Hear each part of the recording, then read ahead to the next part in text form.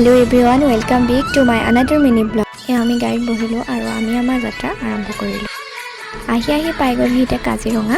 ৰাতিপুৱা 6:30 পৰা আমি আমাৰ যাত্ৰা আৰম্ভ কৰিছিলো কিয়নো এটা দীঘলীয়া যাত্ৰা। কাজিৰঙা সোমাওতে আমি হালিবাৰী বুহিমাই মন্দিৰত এপাক মৰদুৱাই ললো সকলোৱে। বহুত ধুনীয়া এটা ঠাণ্ডাময় পৰিৱেশ। এনেদৰে আহি পাই গ'লো আমি আমাৰ গন্তব্যস্থান।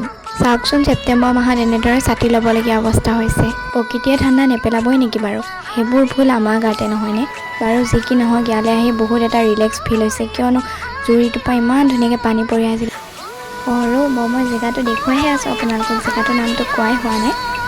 জেগাটো হৈছে কাজিৰঙা কাকচাং। আপোনালোকে গুগল মেপত চাৰ্চ কৰিলে সবিশেষ জানিব পাৰিব।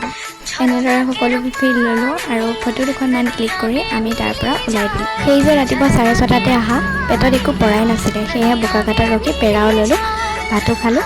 আজিলৈ বাই, তেতিয়ালৈকে চেনেলটো ছাবস্ক্ৰাইব কৰি দিব।